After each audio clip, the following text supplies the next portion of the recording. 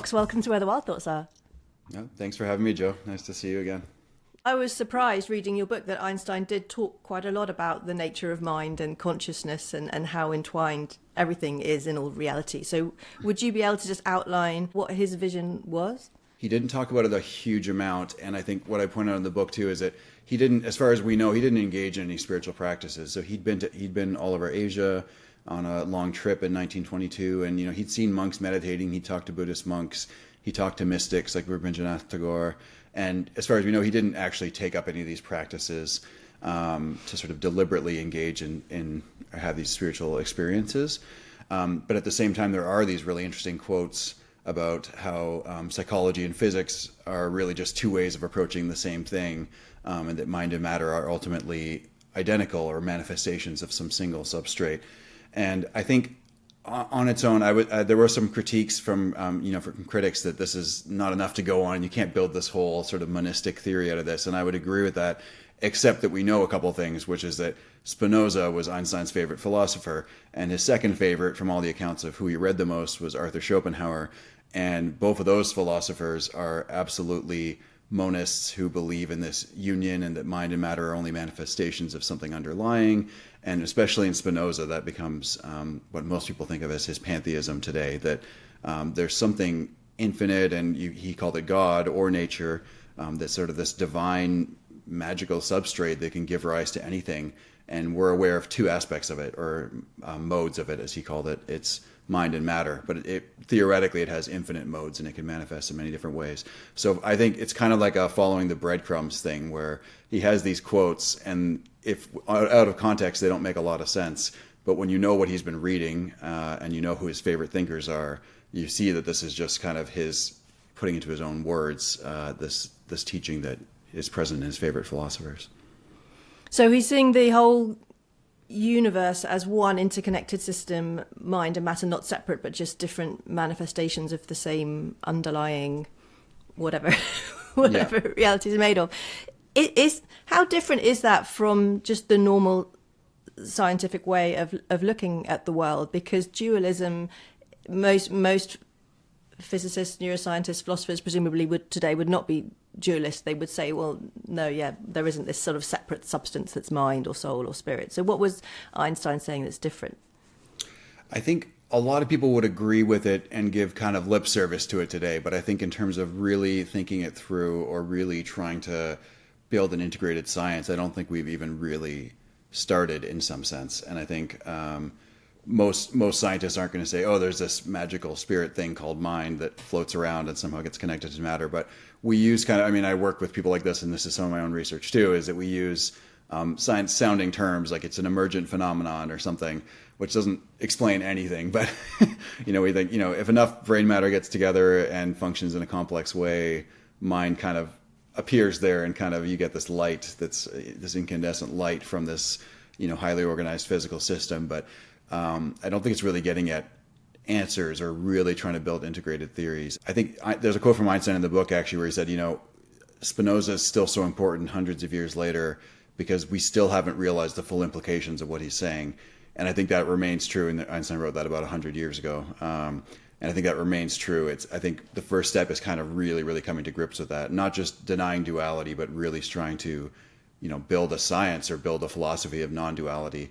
And there are historical precedents for that, which I'm sort of spending a lot of my time on now trying to study. But I don't think we're really there. We kind of just say like, yeah, no, it's not really different. But then how is it the same? So I was surprised from your book how deeply Einstein was thinking about these questions and how explicitly he talked about some of these issues, because it's not something that you normally read about in biographies of Einstein. I mean, there's a few quotes like I kind of knew that he felt a lot of awe and wonder at the universe, but it was how sort of how deeply and in detail he thought about these questions. And so why do you think it is that no one's really written about Einstein's spiritual journey before?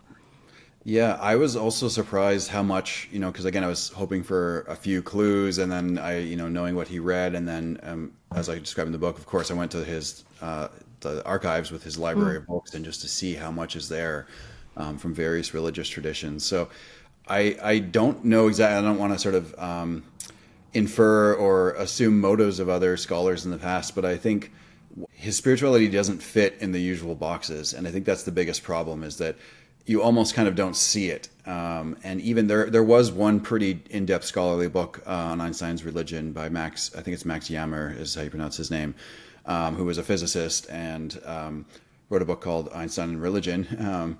And even then, he says, the only thing that's of interest to him from Spinoza is determinism, strict causality. I was like, wait, what do you mean? I mean, there's many quotes from Einstein about Spinoza and what inspired him, and that it was, his pantheism is the closest thing Einstein could say to his own spirituality.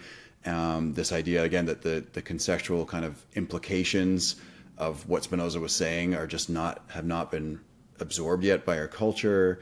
So there's so much in there where he is really, really praising Spinoza for other reasons. So it just feels like blind spots almost. And there's another example I use in the book where Einstein points out why he became a vegetarian later in life, and that it was always a moral and ethical issue for him, and it would be beneficial for mankind.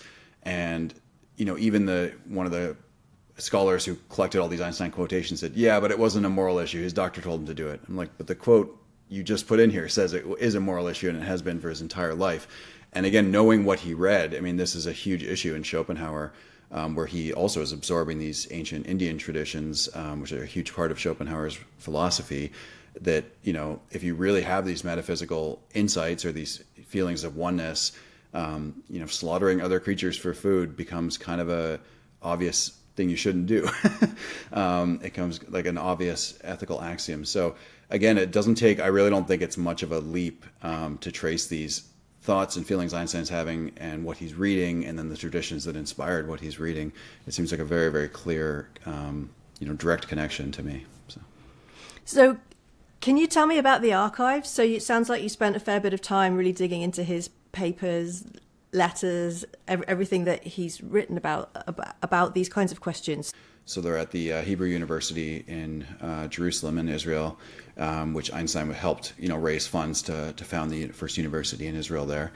And it's at the university on the campus. I spent about a week there total, which was, the most nerdy moment of my life, or the nerdiest week of my life, getting to the Einstein archives after about 2.5 years working on the book. They have all his papers, of course, thousands and thousands of letters and little essays and, everything, many, many books written about Einstein. Many of those papers have been published and translated into English, and the letters, the intense letters about spirituality and God and stuff, a lot of that has been made public at this point.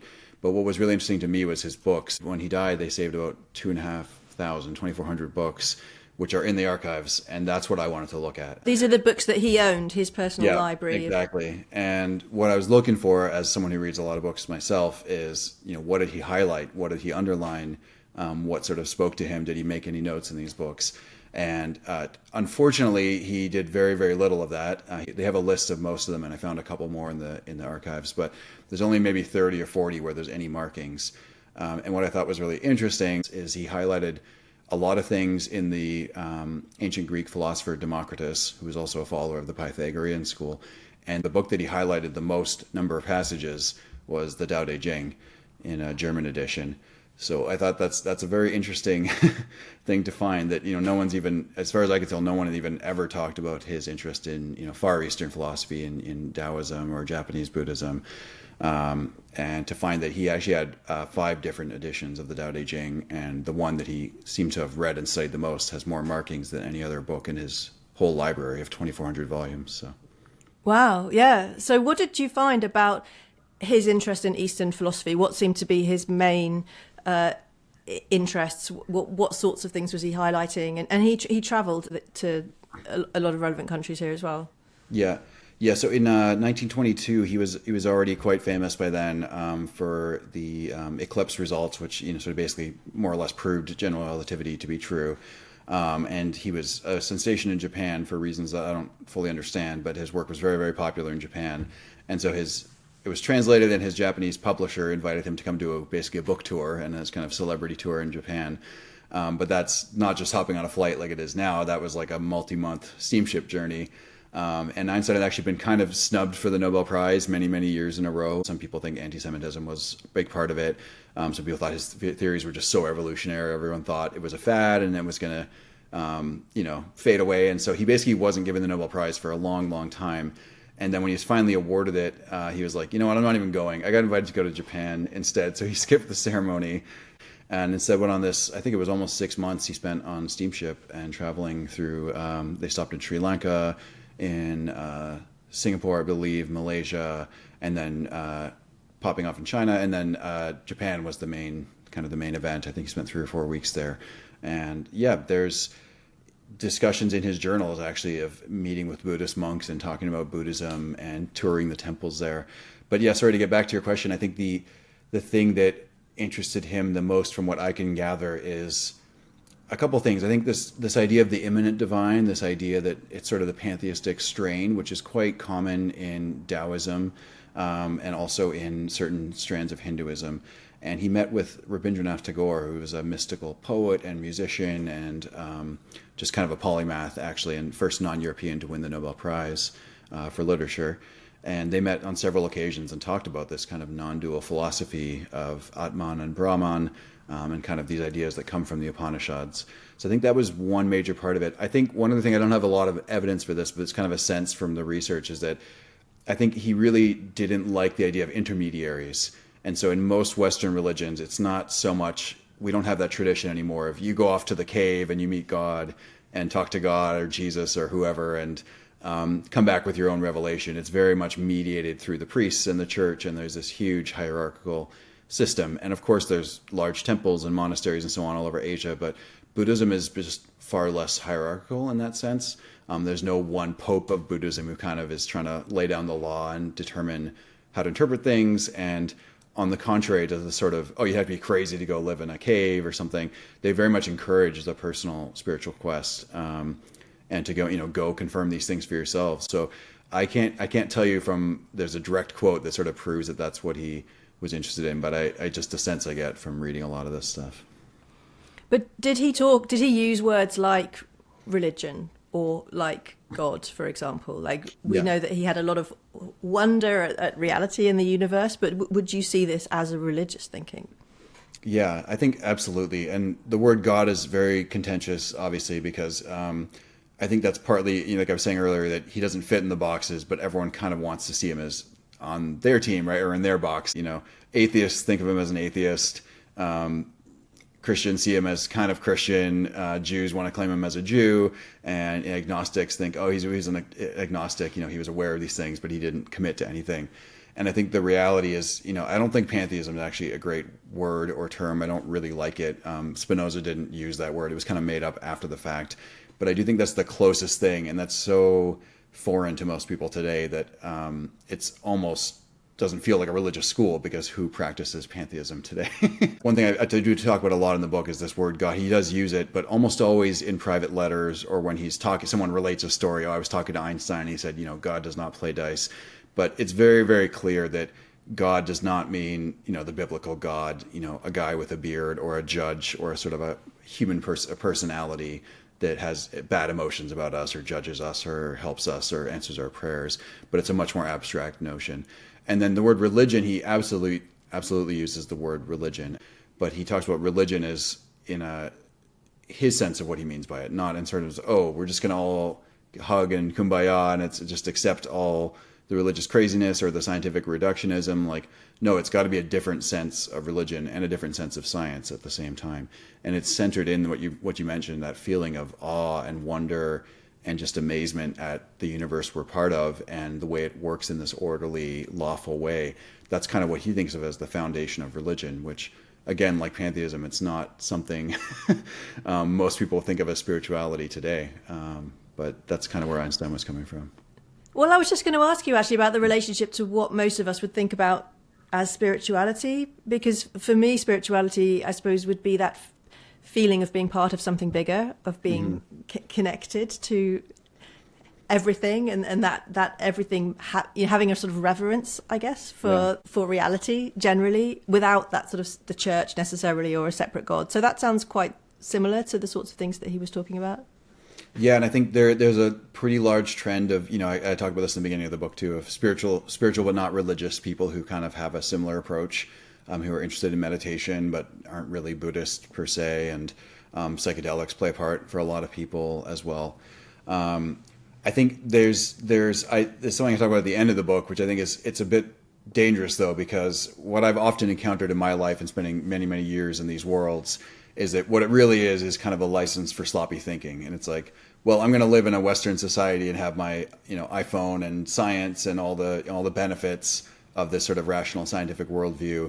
But I'm also going to kind of believe in chakras and reincarnation and, whatever my guru told me or something, it's got to be true as well. And I think those things are not actually compatible.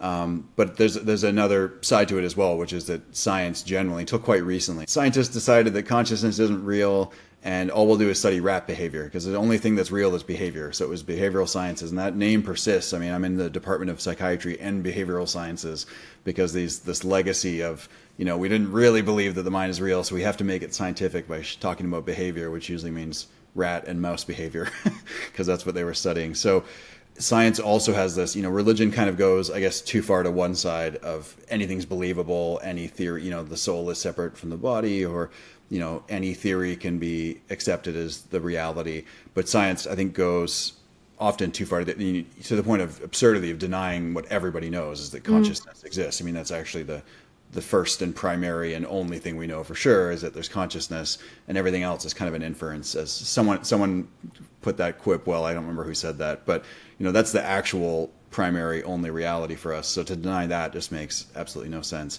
And that's coming around, as you mentioned, and there's amazing scientists who are thinking about this very deeply right now. But that's a pretty new phenomenon, only in the last maybe 20, 25 years that it's been kind of okay to talk about consciousness. Yeah. And So he's trying to open up to this sort of connection to something bigger, this spirituality, but without losing that rigorous scientific thinking and rationality. Yeah. I'll go one further. I think that we talked about how Einstein did not practice meditation, and I don't think he would have, even if it was more common like it is now. But actually, it's not while letting go of that, it's through that you actually attain those feelings. So his spiritual path is rational synthesis, as he puts it, or rational insight into the mathematical laws of reality. And this is actually my favorite part of the book because it was the most unexpected. I knew there was going to be connections to Eastern wisdom, and I knew he'd read Gandhi, and sort of it was just a matter of tracing all that and showing exactly what was going on. But what I didn't know almost anything about was the Pythagorean tradition and this really ancient Western, ancient Greek tradition of math as this mystical path, essentially, or math as this magical thing that is not just another concept or another way we understand the world around us, but is actually somehow mirroring the nature of existence or the nature of reality, or if you take that further in a spiritual sense, the nature of the divine or of God. And I think that's kind of the really radical part of it, is it's not just we can have both and just close your eyes and don't look to one side or the other. We have reincarnation and gurus, and then we've got physics and chemistry over here.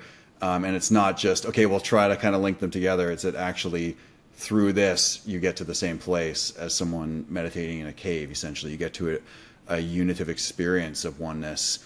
And I think what's really wild about it, too, is that that path has rewards or risks that other paths do not, because someone who comes back from that experience in a cave, say, you might start a religion, and many of them did. The Buddha and Jesus were off in the wilderness and then came back and founded these religions, which in some sense really transformed the world. But physicists who have these experiences, and this is how Einstein described it. Your mind ascends to a higher realm or somehow touches this divine mathematical truth, and you can bring back some version of that or some reflection of it or some part of that understanding or that knowledge, and you get immense power from that. So it's a little bit different. You might influence people with a religious teaching, but this turns into things, and this is how I open the book, is that, Einstein's physics actually was a major component of how they discovered nuclear energy and nuclear weapons. And of course, he wrote this famous letter asking Roosevelt to do research into it to sort of beat the Germans to a bomb. But his understanding of physics, E equals mc squared, is the fundamental thing you need to understand about physics and reality to understand that process. So you come back with almost, I describe it as gifts from the gods, but it's like we're like little children playing with this fire we don't understand, and we burn ourselves and we burn other people, obviously. So it's a really kind of terrifying and amazing at the same time spiritual path, if that's how you want to think about it, where you really do get to these altered states or these higher truths, but what you bring back is ambivalent. It's not good in and of itself. It's just power, and it just gives us more potential to do what we want to do. So do you think Einstein did experience altered state of consciousness or transcendent experiences, ego dissolution, whatever you want to call it? Because you're saying he didn't meditate, but you think that through just contemplating the universe that he did attain sort of similar kinds of states to more spiritual? Yeah, I definitely do. Yeah, I definitely do. And that's because he describes it in his own words numerous times in different contexts. He wrote some private letters to the Queen of Belgium. The Belgian royal family were friends of his, and he hid out in Belgium for a while the Nazis were rising to power before he sort of left Europe forever. And so there's a letter to her, and I think all the best first person quotes from him about that I put in the chapter called Part of Infinity, which is kind of one of the culmination of the book. And again, I think it's just hard for people to understand, because you're supposed to be living in a cave or taking high dose psychedelics to have experiences like this. And it's so foreign, as he said, to most scientists today to think that you're going to think so hard about string theory, for example, that you have some sort of transcendental mystical experience. And yet it's in his own words. I mean, this is Einstein speaking. And I think it doesn't have the, most of them are kind of after the fact. It's not like he wrote trip reports, of like, oh, this is what happened in the moment. It's kind of later on. And so again, I've seen other scholars dismiss it as, oh, of course the old man is sort of projecting backward that, he saw the compass needle tremble and he felt the oneness, that there must be some mysterious force, and he spent his life. And I think that's kind of the classic take of the historian, is to, debunk and demystify everything. And, there's no critical moments in someone's life. There's no higher experiences. But Einstein definitely disagreed. And, if I don't know who better to trust for his own experience of how he came to these insights than him. And I think, again, a lot of them have a little bit of a sort of stayed after the fact, like he's writing a letter decades later that this is how I felt at the time, or once in a while I feel this.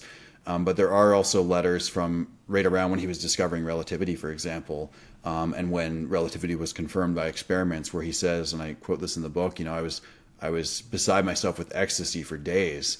Like, I realized that I had touched some divine truth and brought it back, and I was like channeling something higher than myself, and I was ecstatic. I mean, I was like literally in ecstasy. And again, this is not how most people would get there, but there is a school, which again, I try to trace in some detail in the book, that there is this sort of like hyper nerdy spirituality of mathematics giving ecstasy and giving this feeling of real insight into the nature of reality. And again, if it were just pure math or just kind of theoretical philosophy, I think it would be easy to kind of laugh at it and be like, well, they're just crazy like all the other mystics and they think they're having this. And yet these insights come back and give us these incredible powers and these incredible technologies. So it's hard to argue that they're not touching something real, or at the very least that mathematics is so close or mirrors so well the nature of reality that it gives us all these powers over the rest of reality, even if it's not necessarily that is the ultimate essence of what it is. How did his spiritual experiences, these feelings that all is one, we're all connected and part of this divine system, how did that feed into his physics and vice versa? So how were the two things connected for Einstein? Yeah, so he actually had a word for these feelings you're talking about, this awe and oneness. He called it the cosmic religious feeling. He actually says this cosmic religious feeling is the noblest and truest motivation and source of all our science. And I'm paraphrasing there, but and he basically says that's what drove me. It's not that I wanted to be a professor or that I wanted to publish papers like we do now and you're counting up your publications and the citations. They didn't have any of that back then. He's like, I was on this quest to understand reality because I felt this awe and wonder and this cosmic religious feeling since I was a young kid, and that's what drove me. And he actually compares it directly to religious practice. And again, I'm paraphrasing, but he says, it's just like getting up and praying every day. It's like it comes straight from the heart. It's not like there's some external reward or something forcing me to do this. I wake up and I want to do this, and this is like my spiritual practice basically, is to keep doing math, keep trying to understand physics and understand reality. And so I think, again, I'm surprised some of the critics and historians who hated the book are just saying, you basically put all this on top of Einstein and you put your own ideas or other philosophers. And I'm like, read his New York Times Magazine article. I mean, he says straight up that you can unite science and religion, and that actually this religious yearning, this spiritual feeling, is the original source of all really true science. And what he meant by that is not just, collecting beetles and sort of categorizing them, but science in the deep sense of trying to unify all our knowledge. And so theoretical physics, essentially, as sort of the deepest and purest form of real science from Einstein's point of view.